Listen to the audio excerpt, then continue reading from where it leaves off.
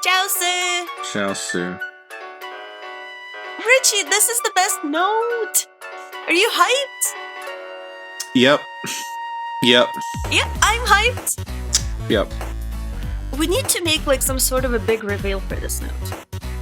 I think most people already have played the game though, and they've seen it. Yeah, but like... Spoiler warning for Bloodborne. If you do not want the notes spoiled, do not listen to the Notes of Bloodborne series.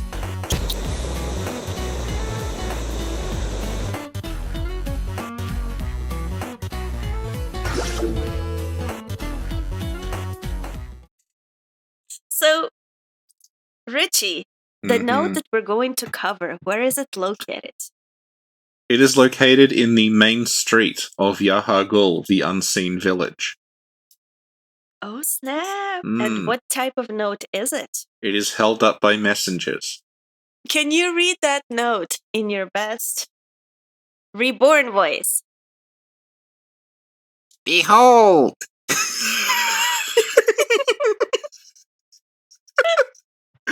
Behold a pale blood sky. Thank you. So sorry, it's got an exclamation mark, so it's Behold! A pale blood sky! Thank you, Richie. That's quite alright. Behold, what is it trying to convey to us? Well, if people out there would like to know what behold means, you can go to dictionary.com and type it means look, there it is. Blimey. Cripes, a pale blood sky. Yeah. Yeah. Behold feels like very dramatic, though. It does, yeah. And it's followed by a pale blood sky. Yes, and pale blood is written with a capital P. What does that mean? It means it's a proper noun. It's like I mentioned this in the other notes, but like whenever they write pale blood in Japanese, they do it with these little hooked brackets. It's like the equivalent of quotation marks. It's saying like this thing is the name of this thing is pale blood, but it doesn't mean literally it is pale blood. It means that pale blood is the name we give it. Okay. Yeah. And can you explain what the pale blood sky is? What pale blood means? Is this like the third time just in this series I've had to do that? Yes. Fuck's sake. It's a very exciting note. We have to do it justice. Okay, can we step back a bit though? Okay. Okay, because when you see this for the first time, you might not understand what that means because the sky looks normal. It's like the note that says they're trying to beckon the moon. Mm-hmm. Because when you find that, it's like, well, it's just the moon. What are they? It's not like it's just normal. It's the night now. The moon is out. Mm-hmm. And this is like pale blood sky. This looks normal. Right. And you downvote it. Stop wasting my time, messengers. But then you come back to it and wait a second. Now there's a giant red moon and the sky has gone a weird shade of purple. I am ashamed of my words and actions when I told the messengers they were wasting my time. There is, in fact, a pale blood sky and I am beholding it. Can you access this area before? Yeah. The pale blood sky appears? Yeah. Miyazaki actually... Because you get kidnapped by the bag people and then you walk out the front door and it's there. Oh, I see. But, okay, in my playthrough, the first time I got kidnapped, I never walked out the front door. Yeah, were you too? Well, I did. Were you scared? No, okay.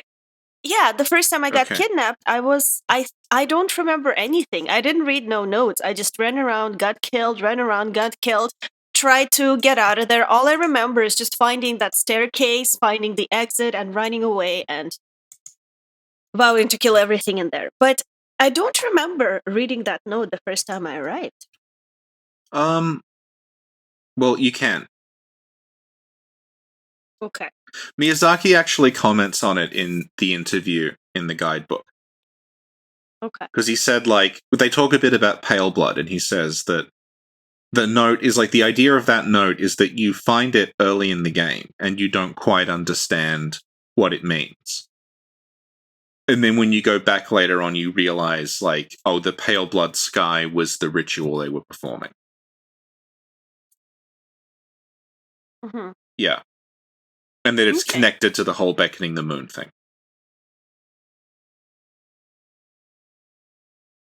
Okay. Yeah. And the Japanese one is just like pale blood in the sky.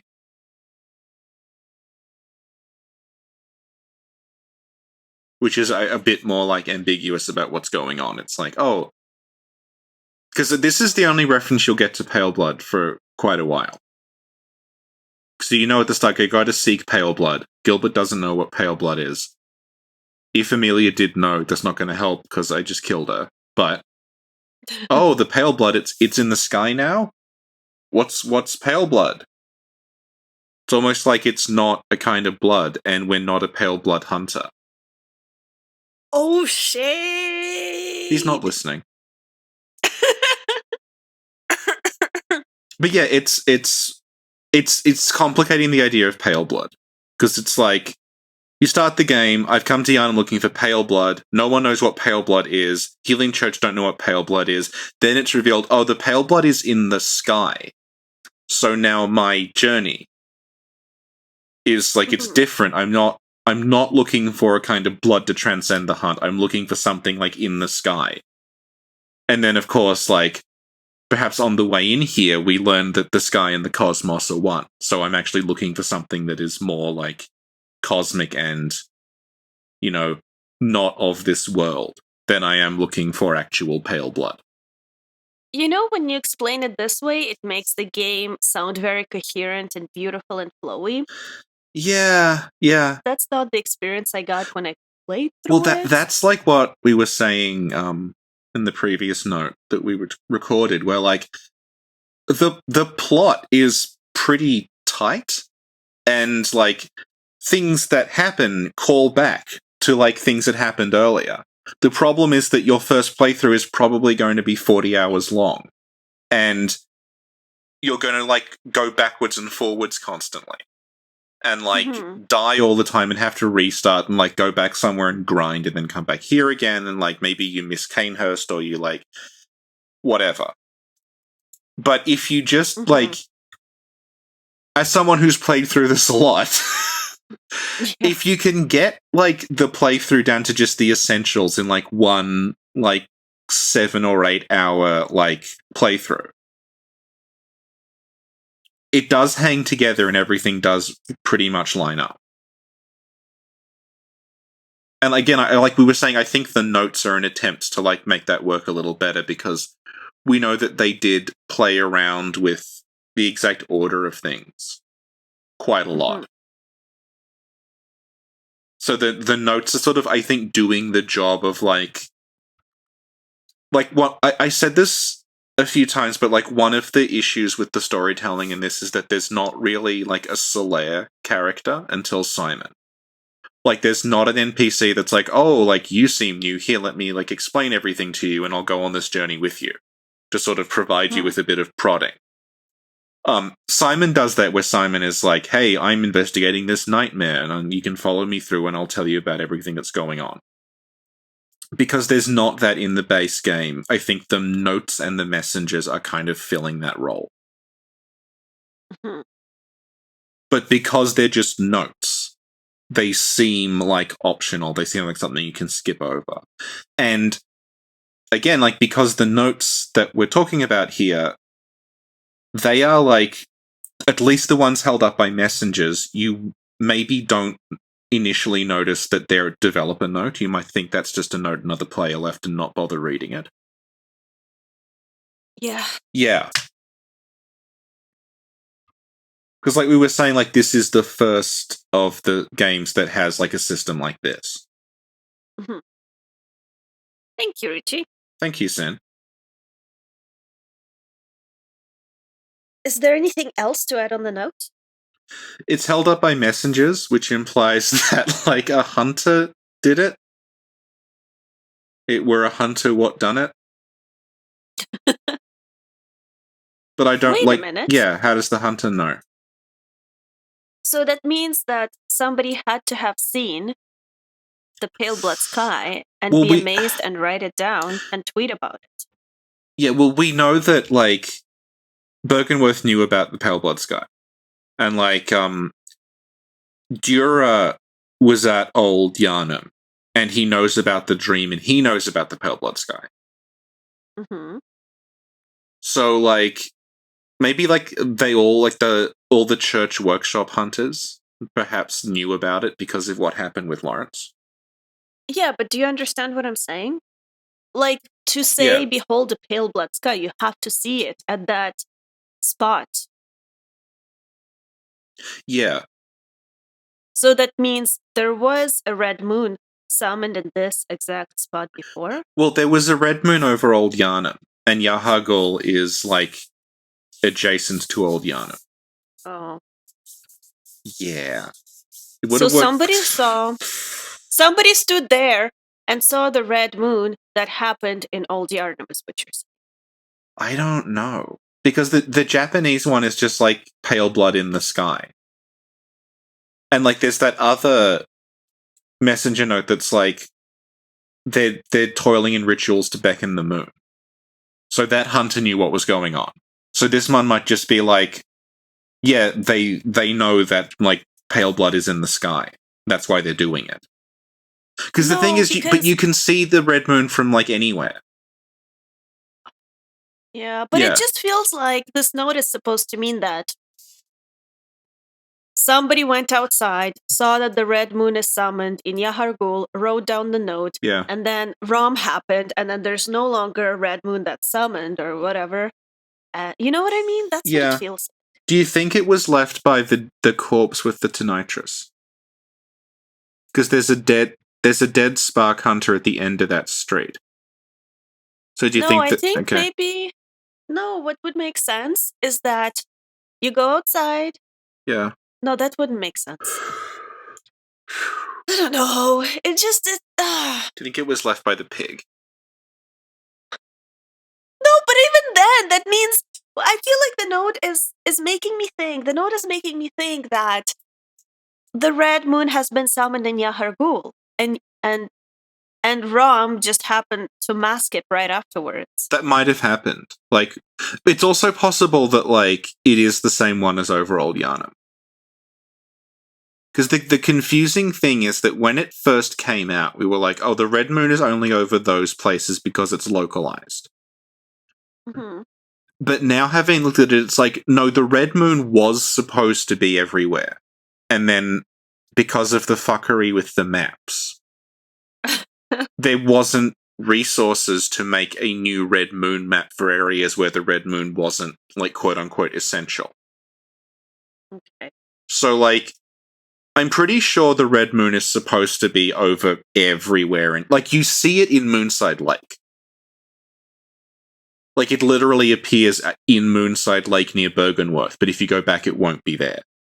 Yeah. So I'm pretty sure it's a ritual thing, but... Well, the other thing is that it gets summoned over Old Yarnum. It fucks up Old Yarnum. The rest of Yarnum isn't fucked up by it. But then this time, when it's summoned, it does. Which implies that, like, it was over Old Yarnum, but then it's not over the rest of Yarnum. But then, when Menses do it again, it does hit the rest of Yarnum. It feels like when Menses do it, it's a more powerful red. Yeah? Yeah. Big moon energy. Like, it feels like... What? Big moon energy. What's that, Richie? It's something I regret saying, because now there's going to be another extended discussion of a fictional energy drink.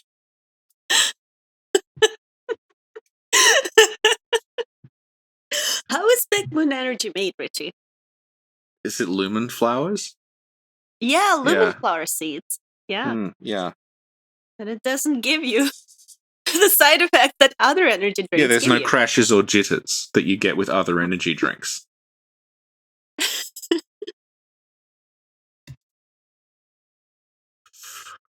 Oh my god, Richie.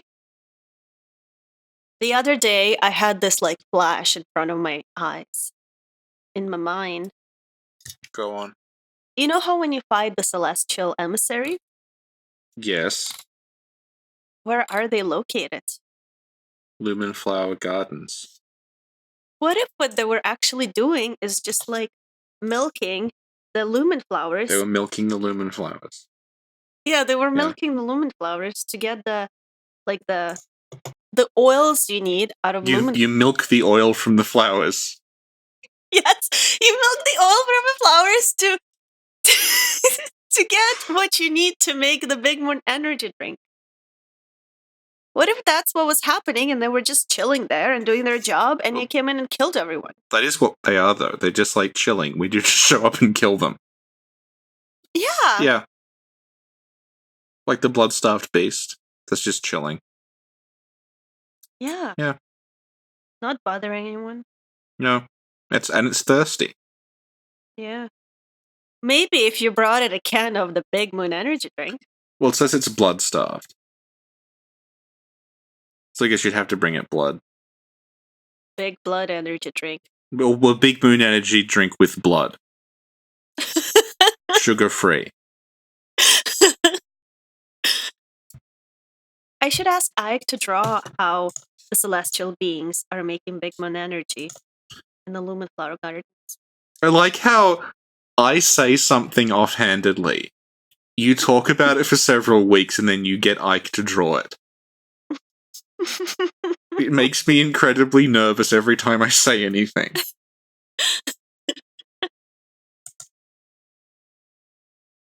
He drew the Big Moon energy drink logo for us. He certainly did. He did a very good job.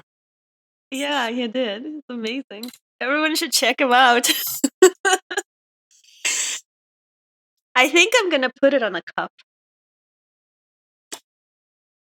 I want to be like, who would buy that? But I own possibly the only piece of merchandise that was ever sold for a webcomic I used to read called Fog Club. What's that? Fog stood for Fanboy Otaku Gamers. Oh. And it was basically... It was the premise of Ready Player One, but with anime instead of games, and also predating Ready Player One. It was about this college anime club who got sucked into alternate dimensions that were all based on different anime, and then they had to use their knowledge of anime to survive. And it was so, like, awkward and terrible, but, like, weirdly endearing that I bought the print-on-demand Fog Club hat. And I'm pretty sure I'm the only person who ever bought any merchandise. I wonder if the author is on Twitter. I can ask him. Oh, he doesn't seem to be. Cool. Well, I was actually, when I was saying I'm gonna put it on a cup, I meant, like, for myself. Oh, good. Do that then. But if somebody wants the Big Moon Energy logo, let me know. I'll send it to you. So you can also put it on a cup. Because we do have a red bubble thing going on, but I don't recommend it because it's like really expensive. I don't think we get much, even if people buy stuff. Link in description. Yeah. PS, don't click it. No. No. No, just ask us for, like, if you ever want a logo. We'll send you the picture. I like how this was going well for a while, and the last 5 minutes has just been pointless. Are you saying Big Moon Energy is pointless? I'm saying that it's been referenced many times before. It's part of who we are now, Richie. More is not always better. You know how you made that tweet saying when you slip in a puddle and drop your slug collection? Yeah. I posted it on Reddit, and I gave you credit.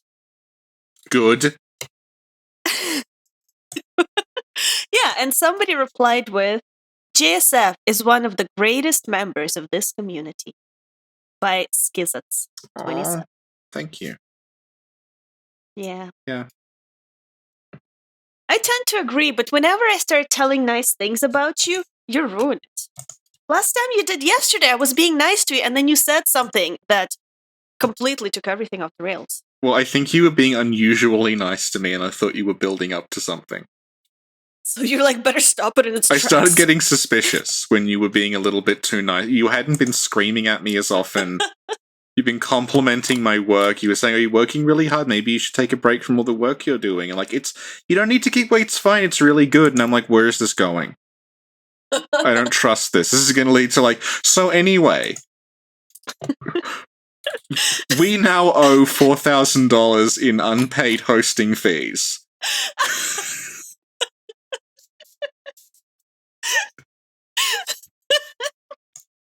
Well, the good thing, Patreon actually covers all the hosting and stuff like that. Yeah. Please promise, like, none of this is going in the final thing. Oh, yes it is. Oh, God. Most people will have dropped off after like a few minutes. Okay, so good. Only people who like listening to this will listen to this. So I think in future episodes we should expand on the whole Big Moon Energy drink creation and how it's made. Because now we know where it's made and who makes it. So maybe we'll get to the recipe next time. I'm just like slumped over with my head in my hands. Just like, Jesus Christ. Yeah. Okay. Behold the pale blood sky. 24 minutes, 14 seconds. If you want to know more about pale blood, there's a very detailed discussion in the very first episode. Of this series. Of the notes, yeah. Yeah. The first note. Yeah. Which is episode like 50-something with Snack Covenant. Yeah. There's also a very detailed discussion of the red moon in like half of these. Yeah. Yeah, because I don't think this was thought through very well. But a lot of these notes relay the same information. But it's okay, they're separate, so, like, you have to go to the specific note without listening to all notes if you just want to know about the one note, you know what I mean? Like, if we did it all in one episode, it would be extremely long, it would be extremely hard to edit, it would be extremely confusing, but you can just go to the note you like. If you're a big fan of a specific note. Yeah, exactly. Yeah. Yes. You know what? I wish a podcast like this existed 3 years ago or 4 years ago when I was really into Bloodborne lore, when I started the whole Bloodborne lore adventure. Yeah. All those Ascend to Odin Chapel stands can go to their favorite episode. And if like you've been involved in a fandom war with the fans of The Sky and the Cosmos of One, you can just skip that. Not dredge up any bad memories. Yeah, there you go.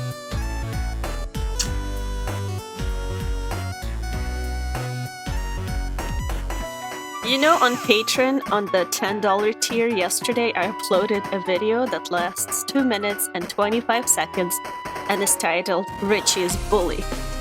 Mm-hmm. Okay, is that it? Is there anything else you'd like to add? No, it's been it for about 10 minutes. Just train wreck. Okay, awesome. You can press stop now. Thank you.